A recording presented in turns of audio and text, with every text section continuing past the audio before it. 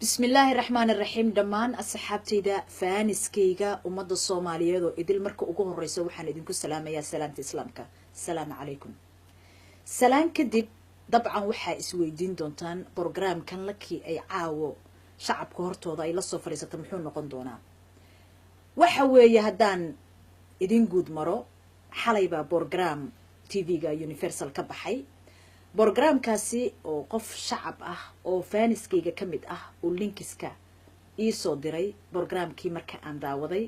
waxaan go'aansaday in aan shacabkeyga waxyaabo badan oo aan ogahay in aan la wadaago balse inta aan u gadagelin waxaan jeclaan lahaa in aad ila daawataan borograamkaasi xalay ka baxay TV-ga Universal kooxda qoto ayaa iska ciirisay xidigta Lucky Xaaji Wacays taasoo bedelkeeda lacag rikoor ah ku soo xirgasteen xidigta leh taageerayaasha ugu badan ee Faadimiina boga kooxda ku leedahay Twitter-ka ayaa la soo dhigay sawir agaasimaha kooxdaasi Abuukar Mahdi iyo Faadimiina oo isgarab fadhiya Bishaara Xaaji Wacays oo mar dambe la baxday Lucky Xaaji Wacays ayaa haatan bilaash looga heli karaa suuqyada Yurub ajiib arintan TV-ga aad ka daawateen baan waxaan rabaa in saddex qaybood aan u kala qaado koo waxaan u baahanahay riwaayadda qoto sida ay ku bilaabatay in aan sharaxo labo waxyaabo aan ogahay balse aan la aamusnaa inaan ka hadlo saddex lacagtan TV-ga laga sheegayo inaan ka hadlo riwaayadda qoto waxa ay ku bilaabatay borograam waxa jira ciidireedii aan soo dhaafnay aniga aan daadihinayo TV-ga Universal ka baxay borograamkaasi kadib maamulka ugu sareeyo TV-ga Universal ayaa waxay iga codsadeen in aan wada kulanno soo wada cashayno kadibna ay mahadsanid meeshaasi igu yiraahdaan waa ka aqbalay mahadsanid kadib casho kadib ayaa waxa la iga codsaday in maadaama shacabkii ay ka heleen borograamkii aan u daadihinayay ciida qosol uu ku jiray maad iyo madadaalo in riwaayad la sameeyo ay ii soo bandhigeen anna aan ka aqbalay riwaayadaasi waxaan uga aqbalay sharuud la'aan taasoo ay ahayd in sponsor marka ugu horeyso lagu raadinayo hay'adaha iyo xayeysiinayo wax walbaba ha noqotee anna aan ka aqbalay anoo fiirinayo tixgelinayo shacabka waxa ay u baahan yihiin iyadoo dhowr iyo 20 sano burbur iyo dhibaato wadanka uu ka jiray oo wax madadaalo iyo wacyigelin haba yaraatee aysan jirin waxaa jira waxyaabo badan aan ogahay balse aan la aamusnaa TV-ga Universal waxaa loo furtay in lagula dagaalo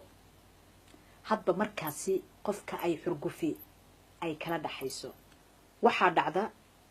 in dadka la isku diro la bahdilo maskaxda laga dhaawaco loo hanjabo saxaafadda anshax bay leedahay sharuudo qofka lagu qaadan karo qofka saxafiga ayaa jira geedaha waxaa jira geed aan la goyn karin mise aan la taataaban saxaafadda in muddan ka soo shaqaynayay heer TV iyo heer idaacad intaba TV-ga Universal marka anigu TV-ga aan ka shaqaynayay ma uusan jirin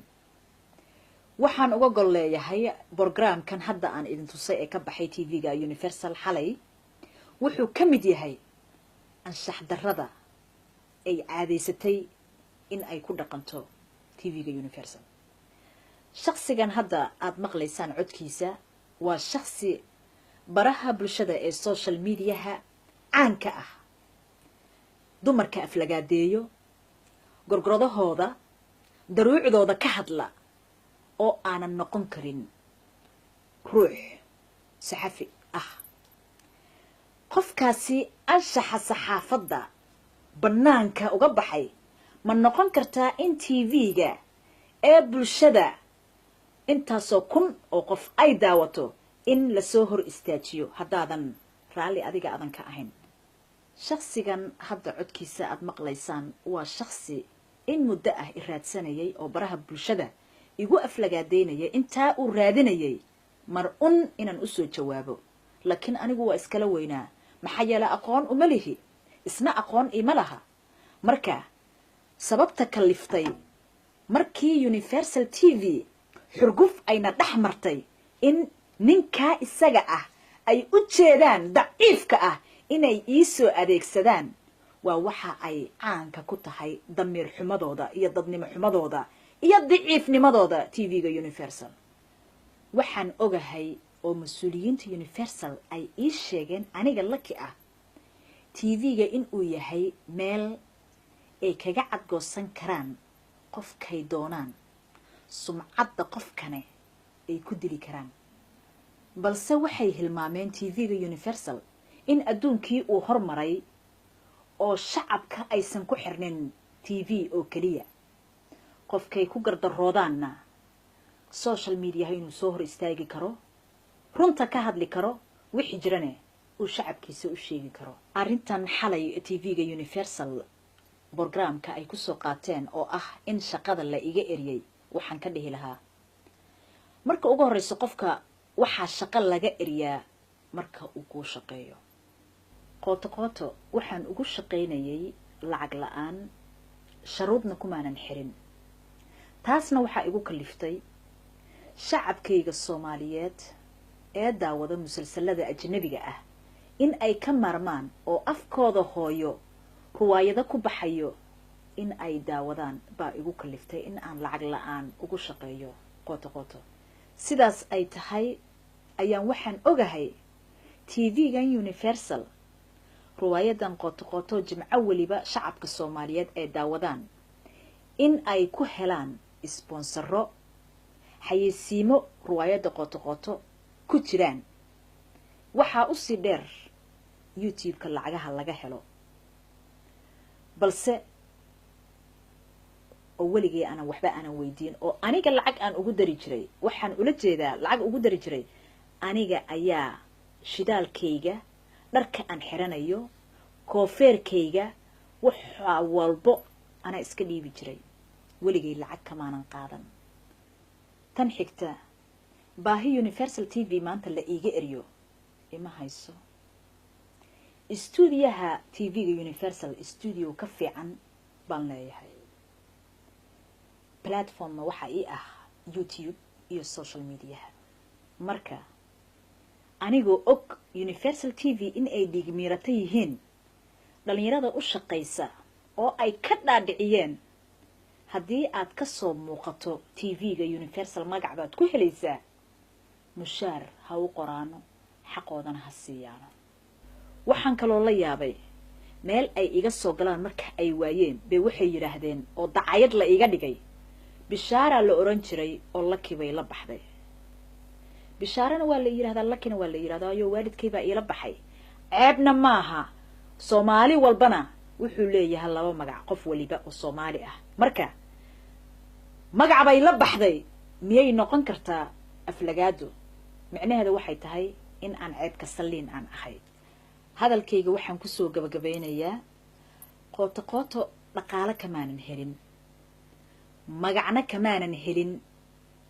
horaan uga magac dheeraa waxaan ka helay oo kaliya oo la iga siiyay warqadaas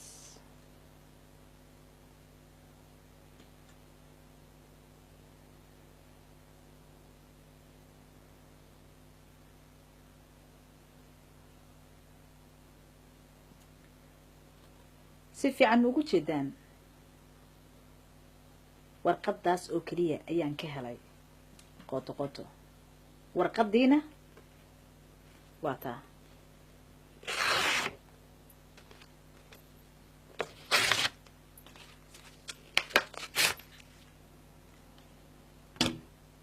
nabadeed